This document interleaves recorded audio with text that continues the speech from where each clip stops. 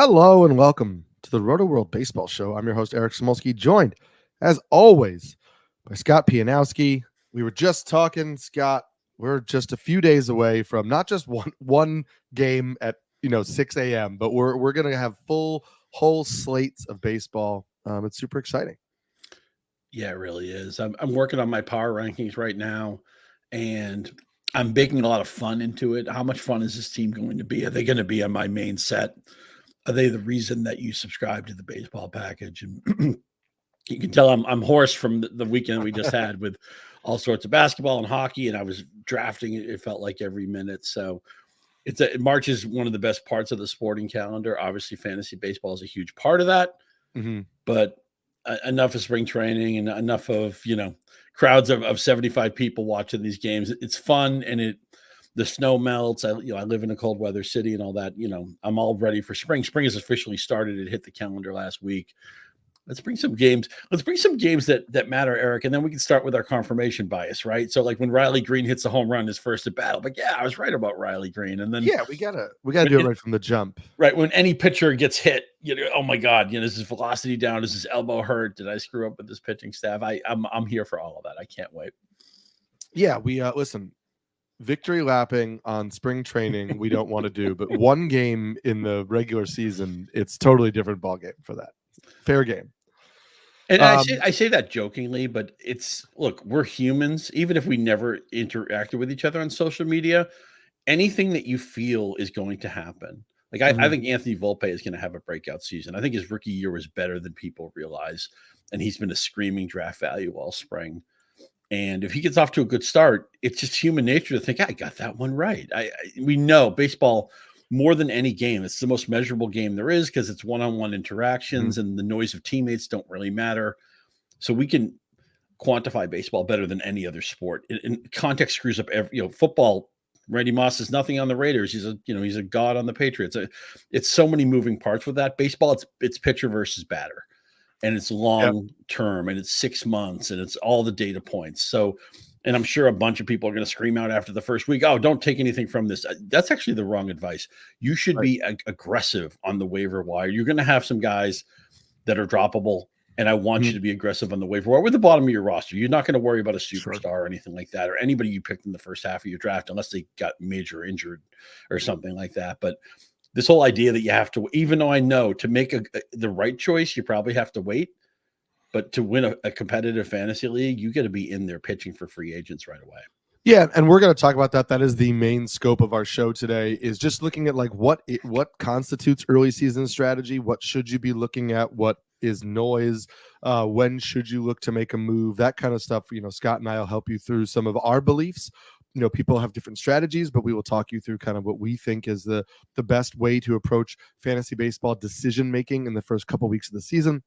Before we do that, I did just want to hit on a couple of the big things that happened over the weekend, and just give people our kind of instant reactions to some of the bigger item news and notes. The first one is obviously that Kevin Gausman is returning to the mound today in spring training. That's on Monday. He's set to throw about 50 pitches. If all goes well, there is a very good chance that he will make his first start in the regular season at probably at a pitch limit around like 65 pitches. But the shoulder injury that that he experienced may not actually put him on the IL. My question to you is, if you were still doing a draft, right? There are still people drafting these next few days, but are you no longer worried about Kevin Gausman because it seems like he won't be on the IL? Or is the fact that he was dealing with a shoulder injury something that still is in the back of your mind? It's not that I'm worried about him in the sense that I think he'll probably have 180 innings season or something like that. He'll be a quasi horse, but the problem, Eric, for me is that when he's expected to go, and I still have drafts coming. I basically I'm going to draft all week. Logan Webb's available, or Castillo's available, or Kirby's available. And man, do I love that Seattle rotation. Lopez is available, and then all those soft pillow landings in the AL Central. There's somebody who isn't dinged up right now who is probably just as good as Gausman, or 90 to 95% of Gausman anyway. So I wind up that's a tiebreaker for me that he's not 100% right now. And he's a We hope he's okay. We're optimistic about this. That's nice. And maybe I'm kidding myself to think of any pitcher you could ever sleep well at night, but I just sleep better at night with Logan Webb. I on my roster. I sleep better at night with Castillo on my roster, George Kirby on my roster, Lopez, some of the guys I mentioned. And there's so many of them. That tier has like 8 or 9 guys who I can draft who don't have the little red flag next to them, don't have the little pink, whatever it is. Every site has that little thing that you're drafting, right?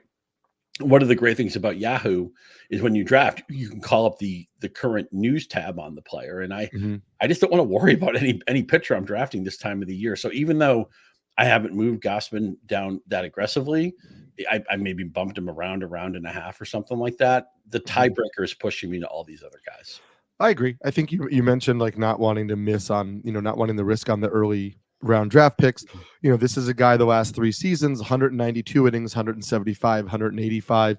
There is a lot of wear on that arm. And so when you get an injury already, like an inflammation in the shoulder, it is something to at least think about, right? I'm not going to suggest you not draft Gausman. I don't know. I can't tell you he's more prone to injury during the season than some of these other guys.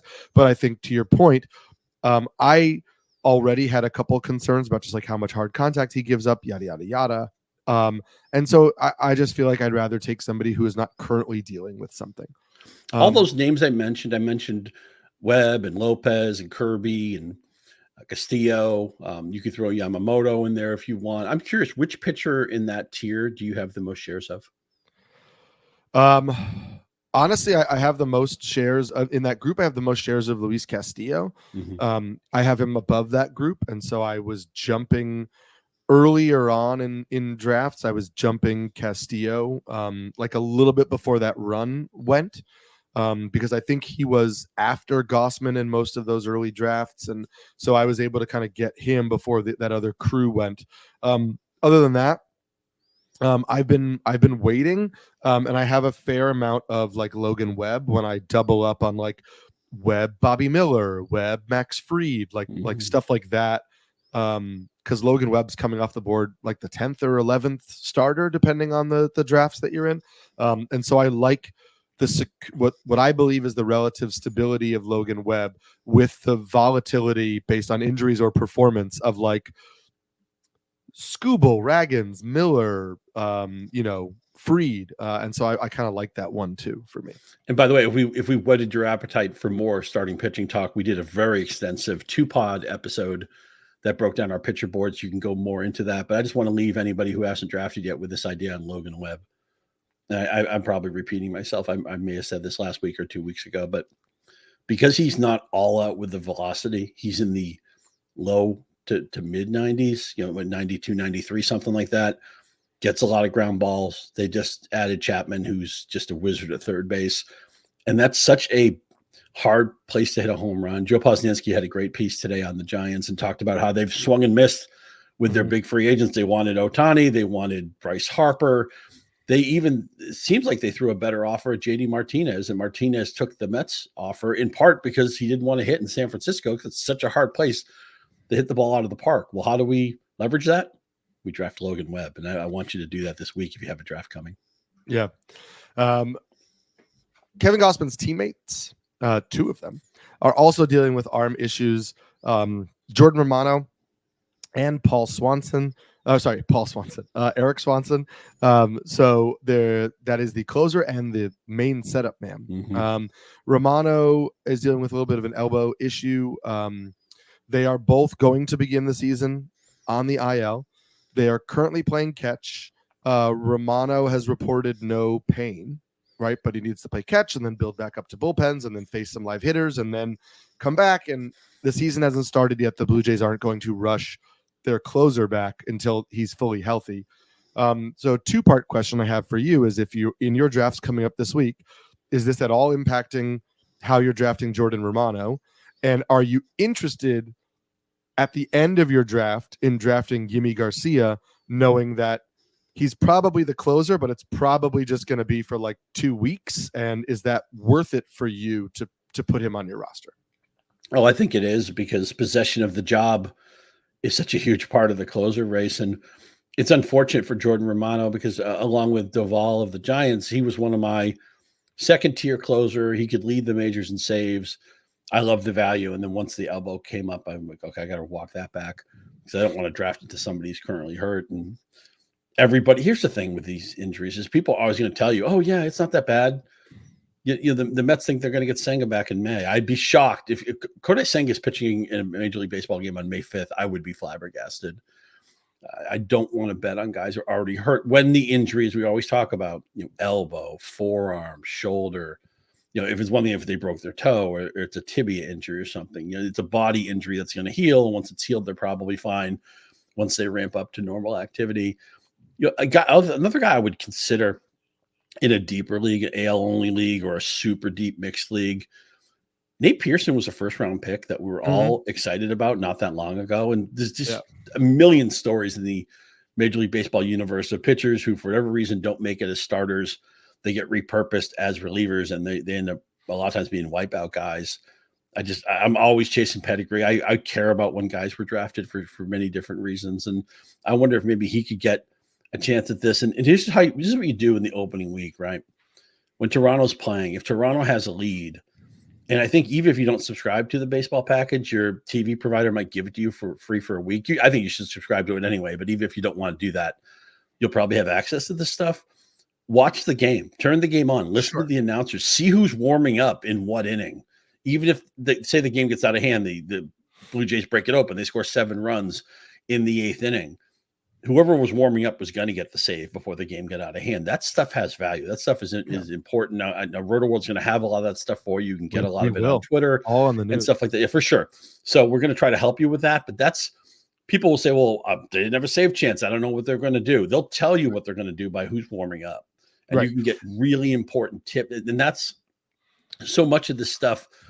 I can't emphasize enough how we want to be first to things right now. If you're in a casual league, you can sit back and wait till guys get saves and pick guys up. If you're a competitive league, you might, in fact, if you're in a first come first serve league, and it's not my favorite format to play in, that player might get picked up when he's warming up in the bullpen. He might not even pitch before somebody picks up a speculative Garcia share or a Pearson share, or maybe Chad Greene gets a save chance, whatever.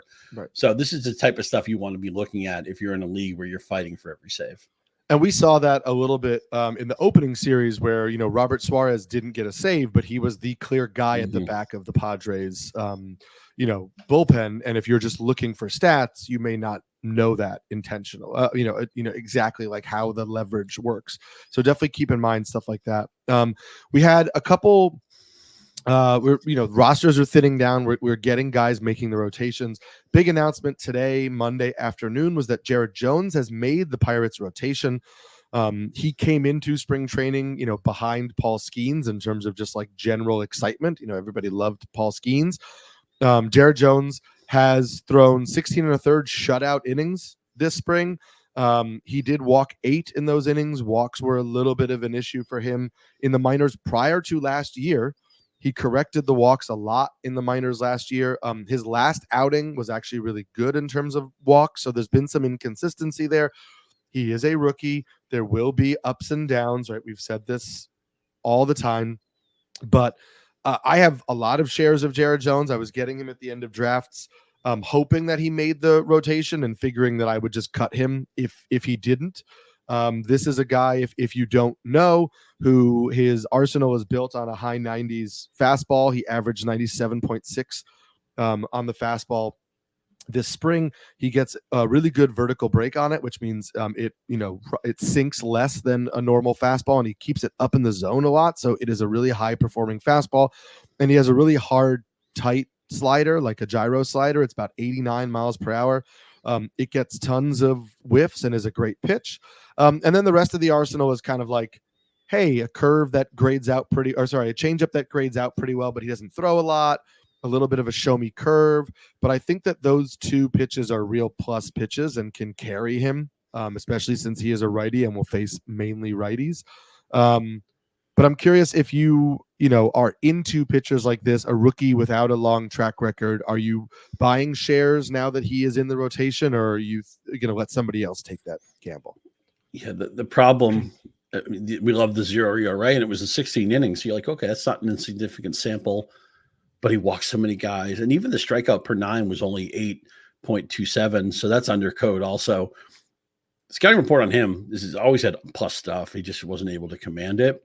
He's somebody who I'll look to see if Jones could pitch his way onto my mixed league roster. And if I'm late on that, I can live with that.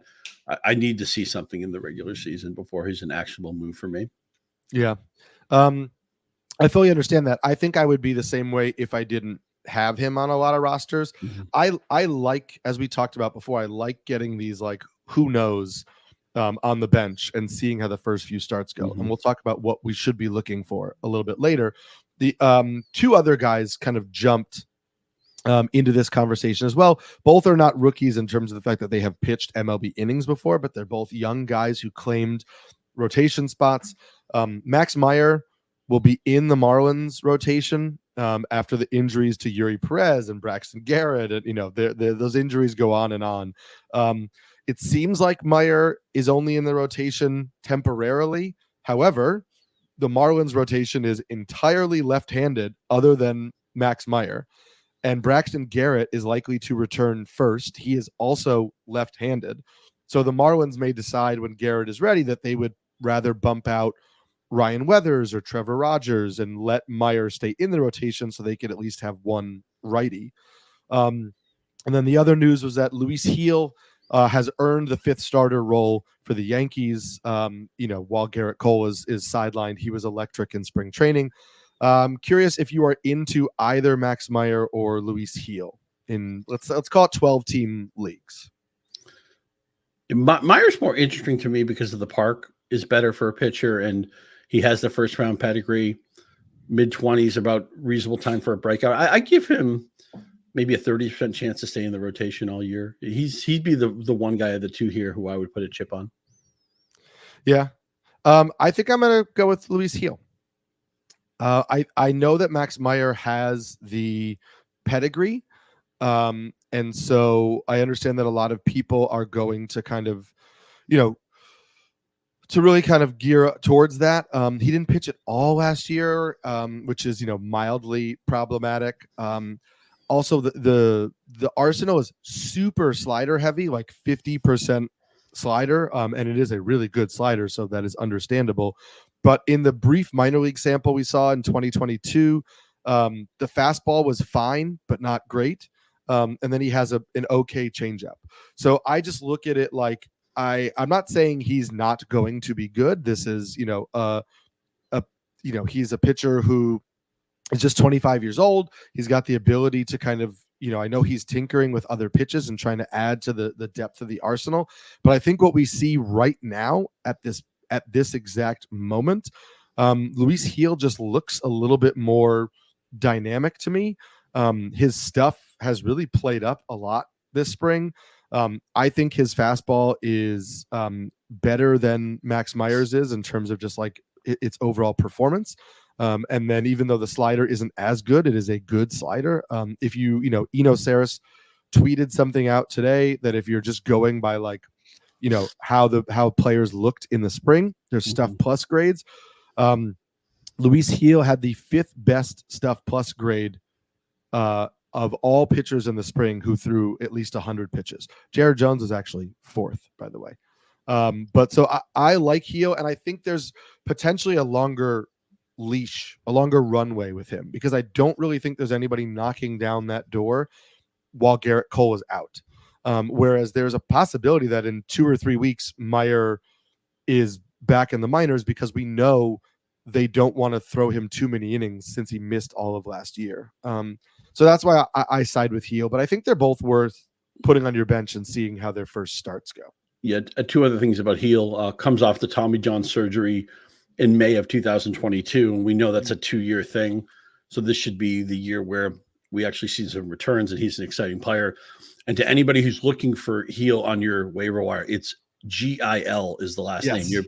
Now, Eric, I'm always impressed that your pronunciation record is exemplary. No Luis Rengifo from you. You're going to say Rengifo, but yes, it's Luis Gil is how you say it. Gil is how you spell it. So when you're on the waiver wire, that's how you play that. Yes. I like it's, the pretty, I made all those mistakes last year with him. So you learn through failure. We have talked a lot about. I'll say this. I still, there's certain names I still don't know, like Alvin Kamara. I feel like that's tomato. I hear that either way, it doesn't matter. I remember Austin Crozier, the basketball player, was telling Bill Raftery, you can say Crozier, you can say Crozier, it doesn't matter to me. Just get my first name right and describe me knocking down a 3-pointer. But I appreciate some people it bothers more than others. Yeah. I appreciate your ability to get it right. Thank you. I'm cognizant of it because my last name has been mispronounced most of my life. How do you say your last name? I just call you Eric. Yeah, Samulski. I get a lot of Samulskis or Samulski, but whatever. Yeah, people we get through it. I don't mind when people say Pianowski, even though it's Pianowski. Yeah. When people want to call me Piankowski when there's no second K in there, it's like, no, right. Make a little bit of an effort. If you call me Pianowski, you tried. You got it wrong, but you tried. The attempt is all that matters. Yeah, the attempt is all that matters. Honestly, my colleague Brad Evans, my former colleague Brad Evans, who's now bounced around since then, doing a great job with his with his college basketball stuff this month. He called me Pianowski for like 8 years. I just never corrected him. I'm like, okay, doesn't matter. I'm not hung up on that stuff. Yeah. I know you mean me. You have been a huge proponent of the Orioles all preseason. We talked about them on the kind of our favorite bets articles, all this sort of stuff. The prospect that made the Orioles opening day roster was not Jackson Holiday. It was not Kobe Mayo. Nope. It was Colton Cowser. Who got a brief cup of coffee last year at the big league level and didn't look great, but was a top 30 prospect by MLB pipeline ranking. So there was prospect pedigree there. He's looked great this spring in 46 at bats, hitting .304 with 6 home runs and a 1,135 OPS. Hitting homers off lefties too. He's a left-handed hitter, so that has looked really good. Do you think he can push Austin Hayes for that starting left field job? Are you trying to draft shares of Colton Cowser, given that he is on the roster and, we have that prospect pedigree behind him? This looks like a natural platoon, right? I mean, you get a righty hitter in Hayes, a lefty hitter in Cowser, but at some point, and Hayes is not a bad player. I mean, his last couple of years, OPS plus 114, 105, 107. That's a plus offensive player. But as you mentioned, Cowser, top 30 prospect, went high in his draft class in the first round. I mean, he's seen as a potential star. It's screened here because you have to wear sunglasses to look at this Orioles roster, right?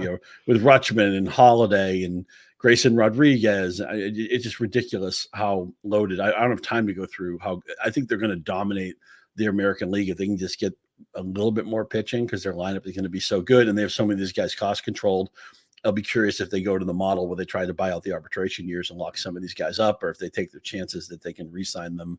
That's a story for another day. But at some point, Hayes is a good player. Hayes is a plus player.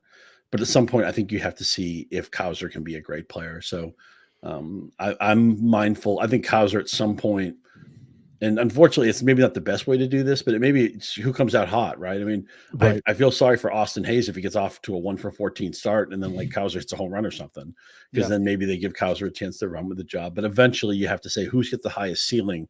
The Orioles are no longer trying to be competitive. Oh, it's cute. They're over 500. Oh, it's cute. They suck into the playoffs. They think they can win a World Series this year. And that means you should try to play the guy who has the highest ceiling. And it's very clear that they don't feel pressured to put their prospects on the roster, right? Because they could have put Mayo or Jackson Holiday on the roster. They put Colton Cowser on the roster because he earned the spot on the roster. Now he could just be a left-handed hitter off the bench, but if he keeps hitting the way he's hitting, I think you have to make that move if you're the Orioles, because Hayes is who he is, and he's as you mentioned, a solid player. He could also be a great fourth outfielder. He can play center field. He actually grades out better in center field than in left field, oddly. And it could just be the way the ball comes off the bat. He gets better reads in center, whatever it is. So he could fill in and move all over. So I think Hayes and to a lesser extent, Cedric Mullins are a little bit on notice that the young guys are coming. Mullins and Hayes will both be in their final year of arbitration next year. that arbitration salary will probably be over $7 million. So there's also a possibility that the Orioles could decide to trade one of those two if they feel like, they have a natural replacement in Cowser, in, Heston Kjerstad, who's, waiting in the wings, all these guys. I think Mullins is the far better. I know Mullins is the far better defensive center fielder. So it feels to me like Hayes is the one who is on the shorter leash. But you never know. Cowser has played some center field in the minors. Hayes has played center field. So the Orioles may feel good enough about it. But I am willing to take shares of Colton Cowser now in drafts and let him be on my bench for the first couple of weeks, because I think the talent in the bat is very real. And I think the job opportunity will be there eventually. A couple of things. We're searching for upside with our late round picks. And we're also searching for stories that we think might develop quickly. And maybe this will be a thing where you draft Cowser, or you take him in a reserve round, or once the IL designations, don't get mad at me, I don't make those rules, but once those IL designations kick in and you're looking for lottery tickets, a guy like Cowser makes sense. And maybe he's easy to release if 2 or 3 weeks into the season the story hasn't gone right as you wanted. And I just want to say one more thing on the Orioles, then we'll move on. How loaded are they that I just listed off a bunch of all their young talent? I didn't even mention Gunnar Henderson, who was like the big thing a year ago. Yeah. Well, now he's old hat. He's on the team. We don't have to talk about him anymore. He's on the team, right? Yeah, he's just another superstar on the team who's, man, I don't draft Adley Rutschman because he doesn't make sense for my fantasy strategy. But I mean, he's like one of my 5 favorite players in baseball already. He's going to win. He's the player we thought Matt Wieters was going to be. Wieters had a perfectly respectable career, but the talk was like Matt Wieters was like going to be an MVP candidate. He never really got to that level. Adley Rutschman is going to win an MVP someday. I mean, this is going to be a superstar. It's a great team for sure. The last piece of news we had this morning, the Reds announced that TJ Friedl, who had fractured his wrist a few weeks ago, and everybody kind of thought he'd be out multiple months. They said right now he's going to be out just 6 to 8 weeks from now, that he's progressing really well. So there's a chance that Friedl is back in 6 weeks, which would put him back kind of like at the beginning of May, maybe beginning or the end of May. So my question to you in your drafts this week, if you are drafting on a platform like Yahoo, which has IL spots, and he's going to start the year on the IL, do you think that TJ Friedl is a good draft pick as an IL stash, or are you not interested enough in the talent profile to have him to pick him? I'd have to really like the price. I'd have to be getting him for almost nothing. And the problem is that you don't have to seek out injuries. They're going to find you. Look at how many pitchers have gotten hurt this spring. And I realize it's just part of that is just breaking the adhesions and getting ready for the season. And of course, if any pitcher has a hiccup in spring training, most teams are just going to step back and say, hey, whoa, we're not taking any chances here. But is it funny that you looked at the Reds a month ago, how jumbled their roster was? And with Friedl being hurt and with Matt McLain, who's tumbled down my draft board, he was somebody who I really wanted a few weeks ago. Now I'm worried he may miss a major chunk of the season. All of a sudden, this place is for everybody to play, or just about everybody to play, where I didn't know what to do with Jonathan India. Well, now I'm drafting him. Spencer Steer, I wanted really badly in 2 salary cap drafts on Sunday, and everybody else wanted him. I mean, in part because he qualifies at like 19 positions, but a really good hitter.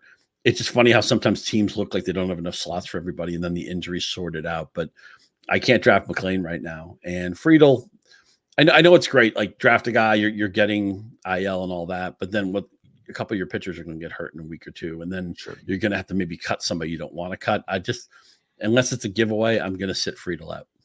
Yeah, I like that. Unless it's a giveaway, I'm willing to take him in like maybe the last couple of rounds of my draft. If I feel like everything is my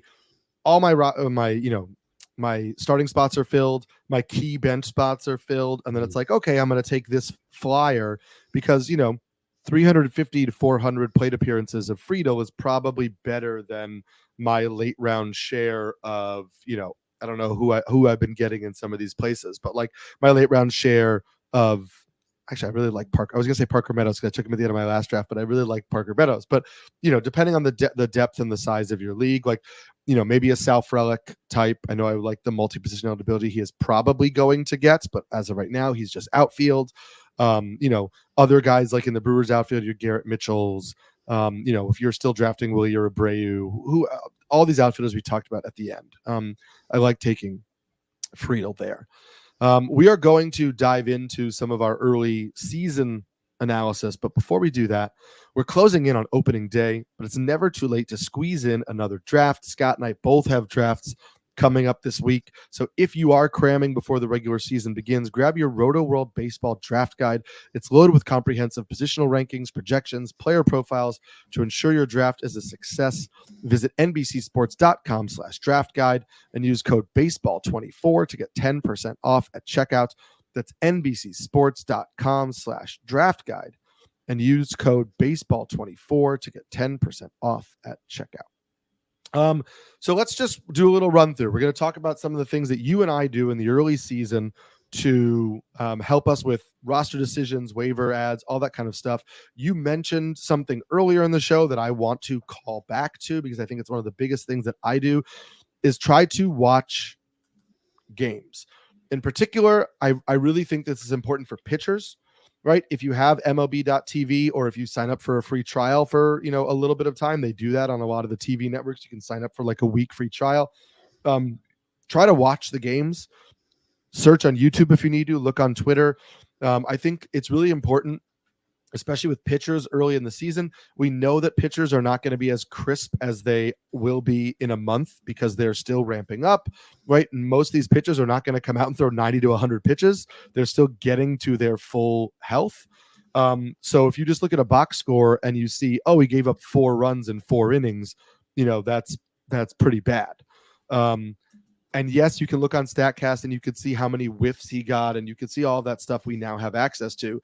But I think sometimes like seeing the presence on the mound, seeing where the pitches were they not competitive at all? Were they just a little bit off?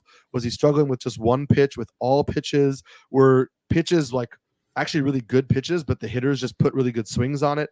Those are things that help me decide if I'm going to move too quickly on a pitcher or not. I do think there are worlds where you can move on from a pitcher really like after one start, but I think you kind of need to see it to do that. I don't want to just move on because he got blown up. I want to move on because he got hit hard, because nothing was commanded well, but nothing also looked really dynamic. It just looked kind of messy. Maybe the presence on the mound was like full of like doubt and just like he looked like he was rattled. Like those are guys that I'm willing to move on from, early on. All really good tips. One thing I love to do, in addition to watching as much as I can, is I like to have like a scout on every team or as many teams as I can. If I need Cubs intel, Sarah Sanchez is ace with that team. She's ace with all 30 teams, but she watches every Cubs game. She'll go to 20 Cubs games.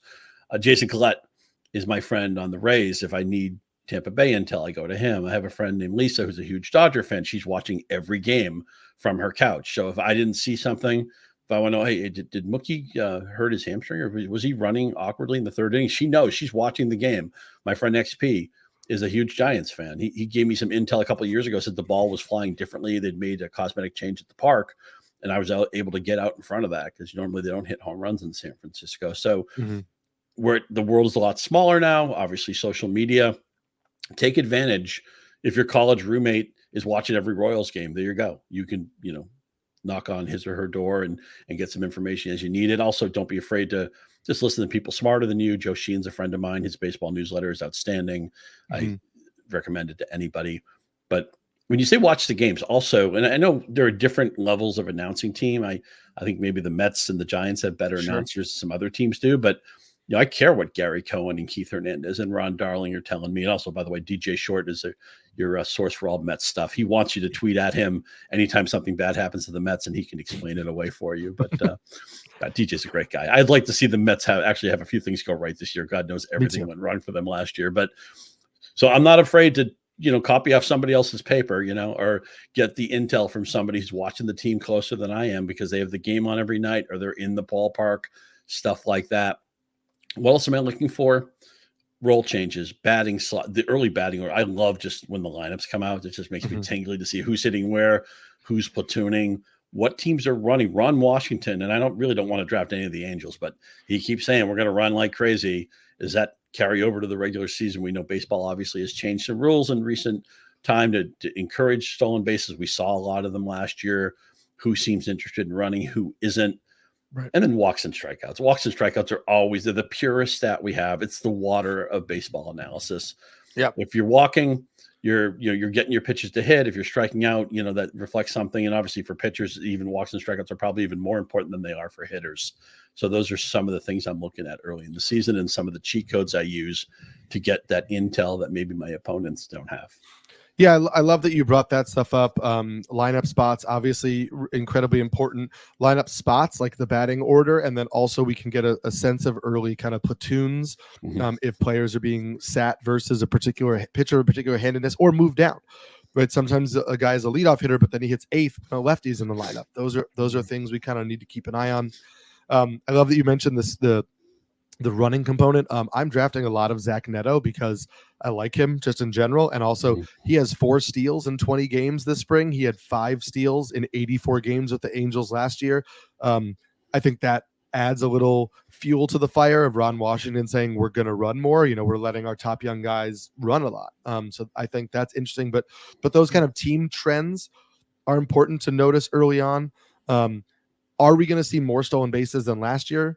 We don't know. There's arguments to suggest we will, but let's see what teams are running, and let's see how often they're running. In particular, with a new manager, right? Look at teams with new managers and say, are they running as much as last year? Am I going to kind of get the same stolen base amounts that I expected to get last year? Let me piggyback the last 2 things you said because they tie in together so nicely, right? Batting slot for guys we think are going to run is gigantically important. If you saw in 2022 that Lane Thomas took over as Washington's leadoff man, or he batted first or second, I think it was leadoff down the final quarter of the season, thought, okay, maybe there's something here. And then he had a breakout season last year, batting at the top of that order. Last year, late in the season, or maybe the middle of the season, CJ Abrams at some point took over as their leadoff man, and he was great. The difference, like right now, Zach Neto, if you look on projected lineups, he's probably going to hit 9th. But if he shows anything, or maybe Rengifo wasn't ready to start the season, a little dinged up, where would he go in the order? He'd bet first or second. That's a total game changer for these guys. So batting slot always matters to us anyway. But guys who hit in the middle of the lineup, sometimes like, Kyle Tucker, he hits 6. It's a little bit frustrating, but it's 1 or 2 slots down. A lot of times with a guy like Neto, we saw it with Thomas. We saw it last year with Abrams. It's the difference between literally hitting 1st or 9th. Tommy Edman's always living that life with St. Louis. Is he batting leadoff today? Is he batting 8th or 9th? Yeah. So that's something you say, what do I care about? I mean, if Bryce Harper hits 2nd or 3rd, it really doesn't matter. If Freddie Freeman hits 2nd or 3rd, it really doesn't matter.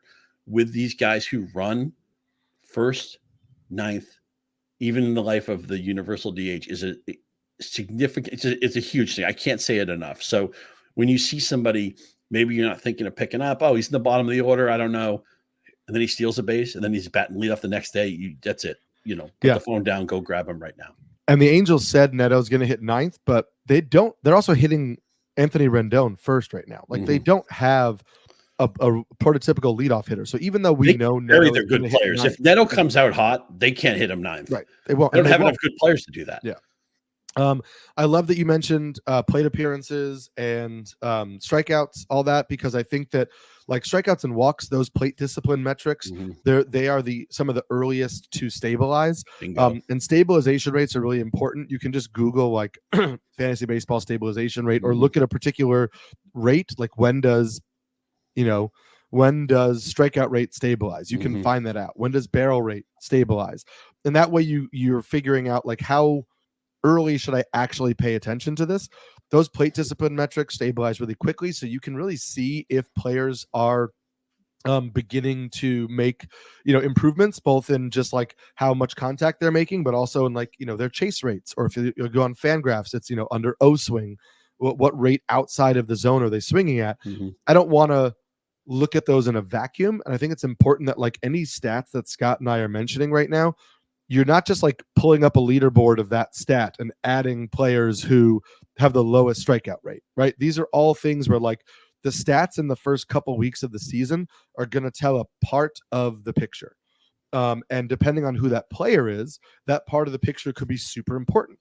If it's a player that really struggled with decision-making last year and was swinging out of the zone terrible, then his O swing rate early in the year might be more important than just Bryce Harper's O-swing rate or whatever, just a normal player, because I want to see, are there some signs of growth from what I saw last year to what I'm seeing this year?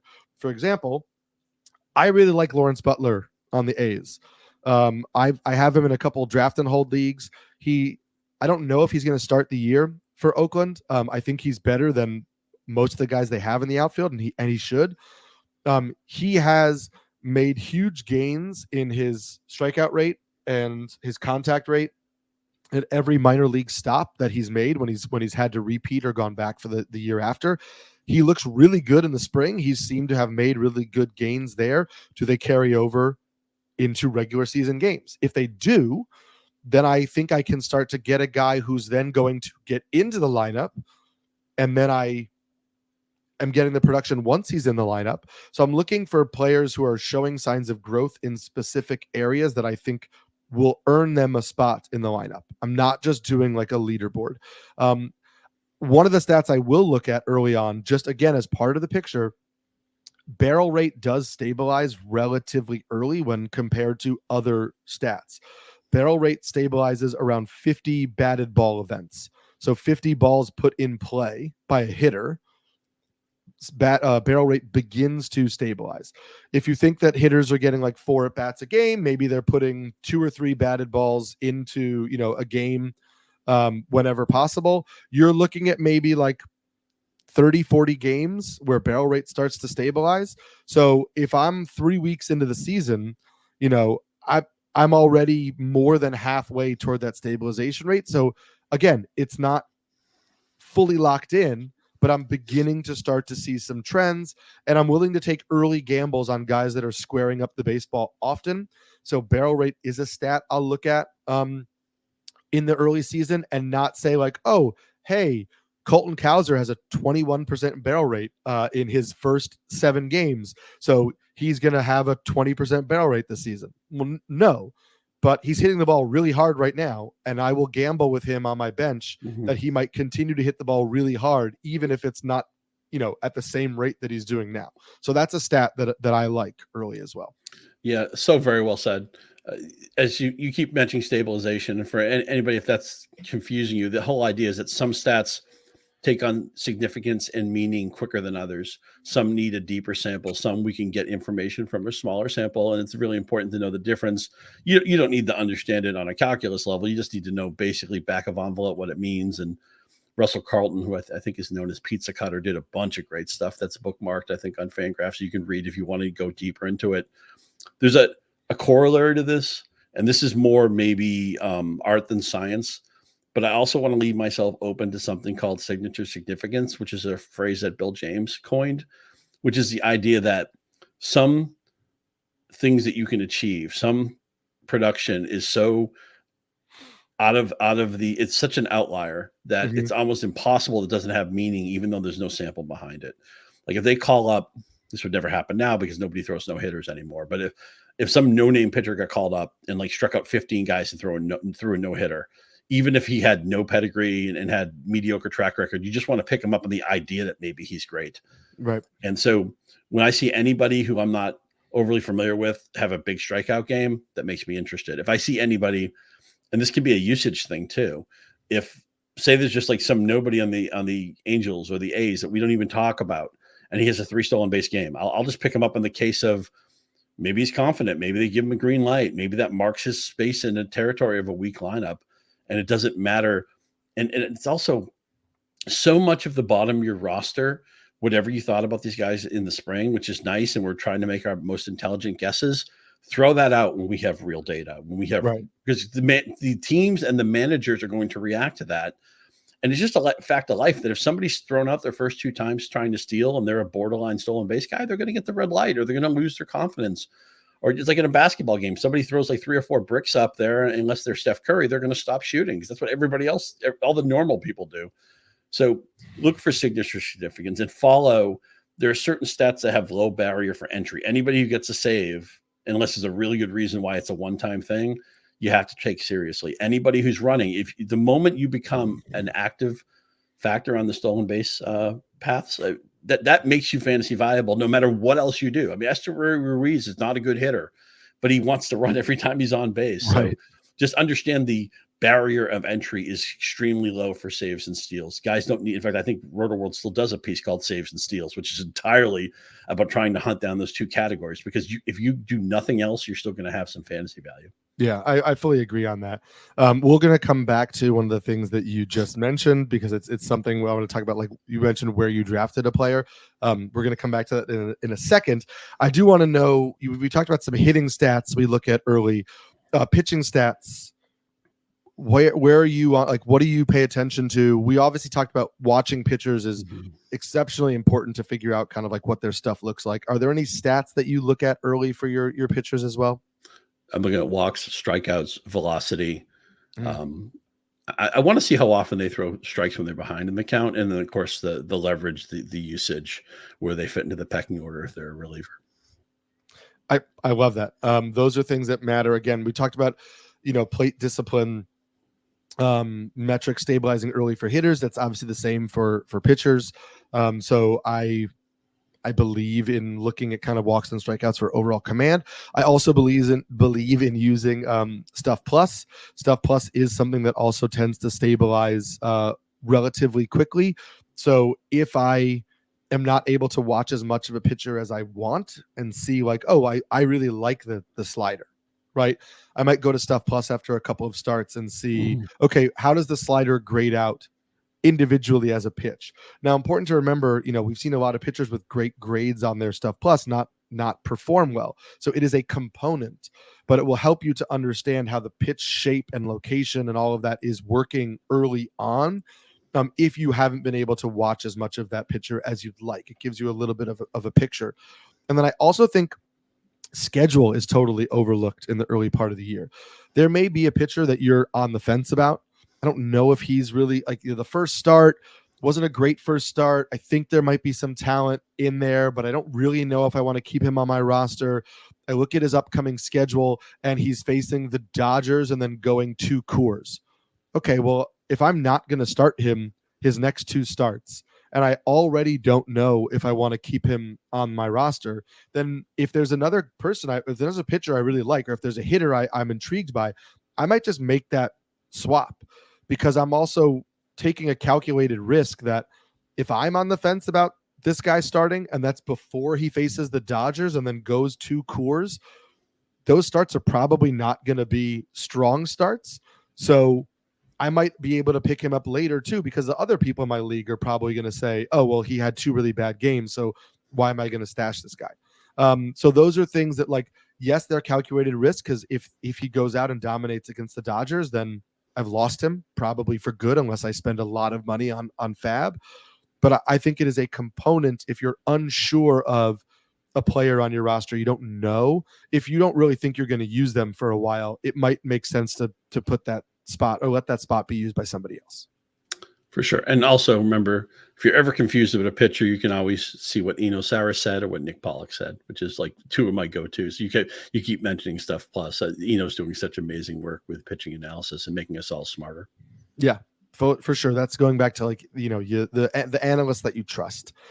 You mentioned guys that you drafted. I'm curious for you, in the early going, is there a threshold you use with players that you drafted that gives them a little bit more leash than somebody else? Is there like a round cutoff where you're like, if this was a top 10 pick, I'll give him more time than somebody who is afterwards? It's one of those, I know it when I see it. And also understanding this fluidity there. If we talked about Jared Kelenic a month ago, I would have given you a totally different version of how I feel about Kelenic. Than, to me, he was one of the big losers of spring training, right? He has a really bad spring, and then they go out and trade for a right-handed bat. Now Kelenick's on the strong side of a platoon, batting ninth. I know the Dodgers lineup is great, but and we talked about, Zach Neto can move up to first. Jared Kelenic would need the planets to align before he's ever going to bat leadoff for the Braves. I mean, he's undraftable now, and he's somebody who I was actually pretty excited, somewhat quasi-excited about not that long ago. But I know it when I see it. That's where the instincts of playing the game take over. But I will say this: if you're afraid to make a move, to make a cut. If you're afraid to cut somebody that you're going to regret later, and look, don't cut your 3rd round pick or your 5th round pick, and let something catastrophic happen, they get hurt or something, and then that totally changes. But anybody you spent notable draft capital on, they get a leash, because they're getting a leash in real life, and you drafted them for a good reason and all that. I think everybody knows that, but never hurts to remind you of that. But yeah, if you're afraid of cutting a player who is going to get picked up by somebody else and come back to haunt you, if you're going to act like you're never going to do that because it's going to scare you and spook you and ruin your season, that's like the poker player who never gets caught bluffing. You have to make mistakes sometimes, or else you're playing way too conservative. Again, I'm not signing off and you playing with your hair on fire. I'm not saying drop Mike Trout. Okay. I'm just saying that you can't be afraid that whatever player you really liked in the 25th round, if you have good reasons to drop them, they're probably reasonable. You need to follow those instincts, knowing that he may end up on somebody else's team. You absolutely do need to churn. I love the word churning the bottom of your roster. Early on when I started playing, I was very precious with my draft picks. I prepped for a lot for the draft, and so I didn't want to abandon those guys too soon. I think you need to head into your drafts understanding that the last hitter spot on your roster, the last couple pitcher spots, whatever it is, like, you are going to churn through those spots throughout the year, and that is a continuous thing. And so if you see something you like, you should try to go and get that player. You're not locking this roster in for the whole season. And like, that doesn't, having the team that you drafted most intact toward the end of the year doesn't necessarily mean that you're going to win your league, right? That's not how it works. And so if you're able to get better value on the wire, you should try to make that move. And that for me leads to, I don't have a pick cutoff, right? Like, I don't say, hey, if it was drafted before my 15th round pick, I give that player more time. But there is a point in all of my drafts where my confidence level in that pick shifts. And in some drafts that might be after my 18th round pick. In some drafts, it might be after my 10th round pick, depending on how the draft went. But I understand the players on my team that I drafted with confidence, and the players on my team I drafted with maybe this works, maybe it doesn't. And the guys I drafted with confidence, I'm going to give time to. Even if that's a 16th round pick, if I was ecstatic I got that player in the 16th round and I have really high hopes for that player, I'm not going to let a week and a half, 2 weeks shake me of that confidence. I may put him on notice in my head, but I don't want to overweigh 2 weeks of real games, even though they're real games, from all the offseason work I did that led me to extreme confidence. If I didn't have extreme confidence, then fine, I'm willing to make that decision more quickly. When we do make that decision, when you do finally decide, you know what, I'm going to find somebody else. My question to you early in the season, are you already identifying categories and saying, oh, I need speed, so I need to find somebody for speed? Or if you see a hitter you love and you really believe in on waivers, but he's kind of leans more toward power, but you don't think you really need power, are you just trying to add the best player possible, or are you trying to already attack your categories? I'm sure I'm going to get the quote wrong, but the great Ron Chandler, and pick up his book, Fantasy Expert, by the way, talked about his ethos was draft for value, and then you can find balance during the season. Obviously, every league is different. Some leagues you can't trade in at all. Other leagues don't have trading. Like, people just don't want to do it. They're reluctant to make a trade. Again, freedom of choice can be a scary thing for people sometimes, but I like to basically focus on, let's draft as much value as I can. Let's keep making incrementally good moves as much as I can in the season, even if they don't necessarily address what I view to be my strengths and weaknesses, because you don't know. A lot of times you draft a team, you think, I'm really good at this, I'm not that so good at that, and then it doesn't play out that way because life happens. Guys have breakouts, guys have slumps, guys get hurt, roles change, players come out of nowhere. So I'm just looking to, for the most part, if you have a glaring need, of course, you're going to try to address it. If you feel like you're light on saves, you're going to be hawking the wire for every save possibility you can get. I understand that. But for the most part, I'm just trying to make my roster better, and I'll worry about shaping it later. That's generally my ethos. I also want to mention, I probably should have mentioned this earlier, talked about early things, what we're looking for, right? Most of you listening know the Braves lineup by heart, or the Dodgers lineup by heart. or the Astros lineup by heart. And I think this year you're going to want to know that Texas lineup by heart. I cannot wait to watch the Rangers hit 1 through 9. It's unfair that they have Wyatt Langford and Evan Carter on the same team, and they joined a team that just won the World Series. I know Carter was part of that in the postseason. But you also have to watch these Oakland games and see, last year, Zach Geloff was valuable, and Ruiz stole a bunch of bases, and Brent Rooker had, like a 2-month period. It didn't really last all year where he was really valuable. They added JD Davis. Maybe he'll be good. Mm-hmm. Is their lineup 1 through 9 going to be fantasy value, guys? No. But there's probably a couple of players on the 5 or 6 weaker teams in the league who aren't getting drafted just because they're on teams that people write off and people don't grind over because, like, well, why do I want anybody on that team? They're going to lose 100 games. They're going to be bottom 5 in runs scored. Those teams will still have some fantasy value. And a lot of times you can get them for nothing because nobody's sniffing around there. People just want to watch the Braves and the Dodgers and, and the Cubs and the Astros and the glamour teams. And I get that. But there's fantasy value to be had in all 30 cities. Fully agree. Don't write off any teams in particular. Scott and I are going to tell you some of the hitters that we are keeping an eye on in the first few weeks of the season. But before we do that, the Premier League race is tightening. And one of the most important matches of the season is this Sunday when Manchester City takes on Arsenal as the Gunners try to claim their first title in 20 years. You can watch that matchup at 11:30 Eastern, only on NBC and Peacock. That's this Sunday at 11:30 Eastern, only on NBC and Peacock. So, Scott, let's just leave people with a couple of names at the end of this podcast. Guys who maybe weren't on a lot of your rosters, guys who are kind of, on who you decided not to pull the trigger on, but are guys you're watching early on in the season because you're intrigued by them. This is something where if you play on a league site like Yahoo that allows you to employ a watch list, I think those things are incredibly valuable tools. Add players like this. You can copy Scott and I's list if you want, if you have your own players. Add those players to the watch list. What that enables you to do is when you're deciding to make waiver wire decisions, I don't necessarily need to go through every available player. I have a list already curated by me of players I want to see how they're doing, and I can pull up the watch list and I can see how they're doing early in the season, and I can kind of decide, make my decisions from there. I can add people to it. I can take them off the watch list. I look at it as like the travel squad, right? I don't know that this guy wants to be on my roster yet, but I'm interested. I'm going to bring him and I'll see how it goes. And I can move guys on and off the travel squad, from the travel squad to the main roster. So I think that's a really valuable tool that a lot of leagues like Yahoo will give you. And so you should definitely use that. And so, Scott, my question to you is, who are the guys who are on your watch list, who you don't really have on all your rosters, but you're curious to see how they do early on in the season? Yeah, as I said, almost the entire Oakland roster would fit there. The Kansas City roster, the Washington roster, a couple of Mets I'm watching really closely. I was really excited about Brett Beatty last year at this time of year. I think DJ was too. Everything went wrong for him, and I realize he might be in a platoon right now, but he's still just 24 years old. There's a chance that Brett Beatty could end up being a plus major league player, maybe even an all-star.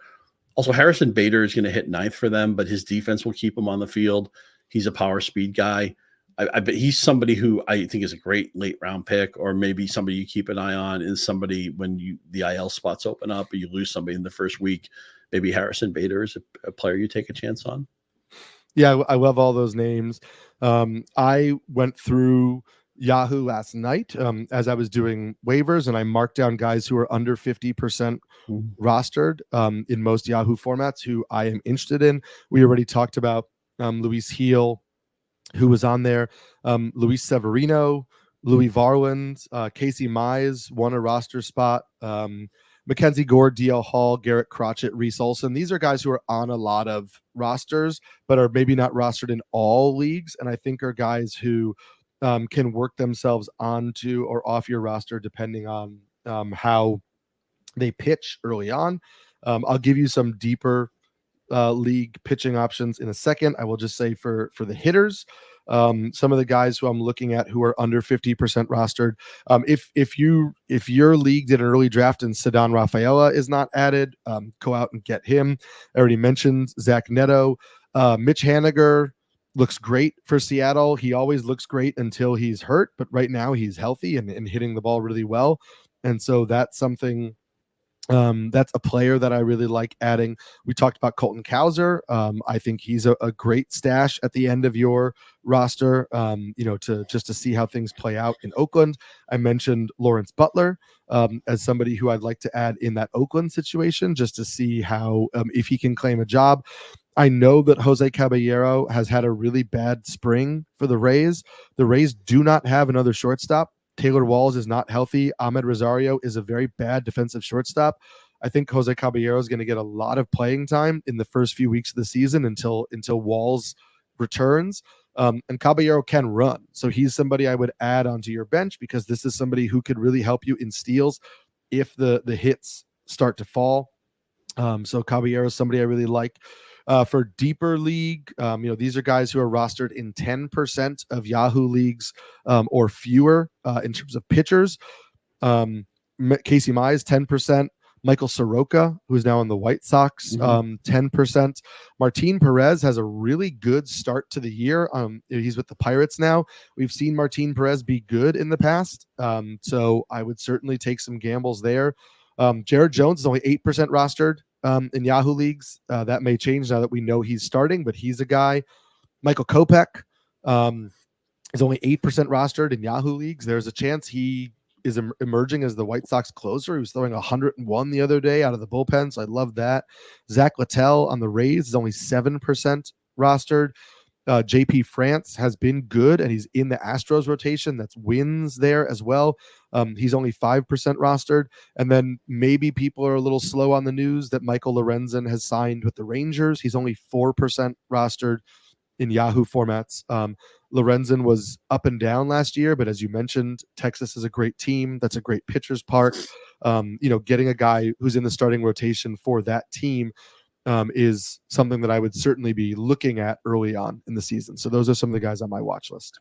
When you mentioned Mackenzie Gore, I didn't realize, and there was a bidding war for him in one of my leagues yesterday. I ended up getting him because I really needed pitching. I didn't realize he was only rostered in 39% of Yahoo leagues. Yeah. And I know that number reflects leagues of different sizes. Some people play in really small leagues, and there's nothing wrong with that.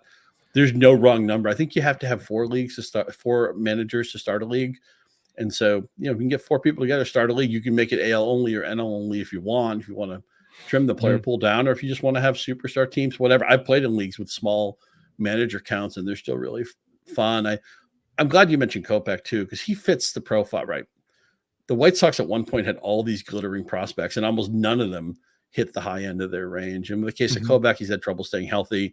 I mean, the guy's got a fastball, touched by angels. He just screams out closer. And I get it. They're going to win 58 games, whatever. But if he can be the guy, the automatic, we have a save situation, you're coming in, then he could still get 20 or 25 saves. I think he's a great late round pick if you haven't drafted yet, or one of those watch list or early pickup guys, or if nothing else, hey, White Sox have a 9th inning lead. See if Michael Kopech comes in, and maybe you can be first to the punch on him. I also think the Orioles, their rotation isn't great. Tyler Wells is going to be in the rotation to start the year. He's, I think, 28% rostered right now. I'm always want to bet on the teams that are going to win games with their starting pitchers. And then you can play the schedule. And, okay, I like they're playing an AL Central team this week. Again, you wouldn't want to pitch maybe Tyler Wells against the Astros or the Rangers or something like that, but he would make sense as a streaming guy, and tied the big ballpark at home, since they've switched that dimensions in Baltimore. That's the pitching park now. He's somebody I'm interested in too. Yeah, a lot of good names here. And remember, I just want to end with this note that you just said about doesn't matter what league size you're in, which is the idea of, again, of like, we are playing this game. Majority of us are playing this game for fun, and missing out on a waiver target that you're really interested in because you were just, too cautious to pull the trigger, and then watching that player, explode is one of the worst feelings. If you have a gut feeling on somebody, just go for it, right? Go for it. Listen to the advice that Scott gave. Don't try to cut guys that are like, in your top 10 picks early on in the season. But with the bottom spots on your roster, like, if you have a gut feeling on a player, add that player, right? You want your team to succeed or fail based on your gut instincts and what you thought you would do, not, I really want to add this player. I asked 3 people on Twitter and they said not to, and so I didn't, and then that player went off. even people like us who are watching all these games and studying this and looking at all the stats and whatever, we don't have crystal balls. We're making the best possible guesses and predictions based on the information that we have and the stats at our disposal, and we're giving you our opinions, but they are not 100% guaranteed. So if you really don't want to miss out on a guy, just don't miss out on a guy.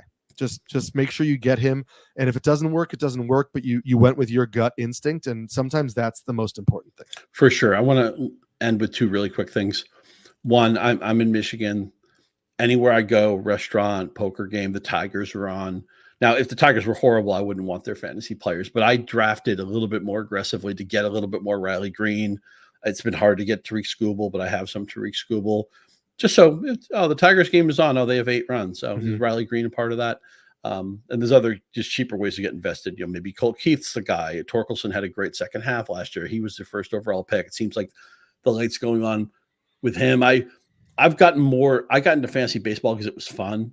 And because I'm competitive, I quickly flicked the switch to, it's more fun when I win. And look, it is more fun when you win. I'm not going to deny that, but as I get deeper into this experience, Eric, that's more about the fun for me too. I mean, I see that Phillies lineup. Like, I got to have some Bryce Harper this year. I got to have some Trey Turner this year. I talked about how fun the Rangers are. And these answers can be different for you. Identify like the 5 or 6 teams that are fun and get some of their guys. I know it sounds silly, but have some fun with it. And I'll leave you with one more thing. We've kind of been dancing around this, but I just want to give you this one more time. There's a thing called the Monty Hall problem. Look it up on the internet. I think it's on Wikipedia. It's very counterintuitive. It's the idea that you're in a game show, you get to choose one of 3 doors, and then they reveal what there's a prize behind one door. There's not a prize behind the other 2 doors. And then they give away that one of the doors is the wrong answer. And they ask you if you want to swap or not. And even though it's incredibly counterintuitive, you should.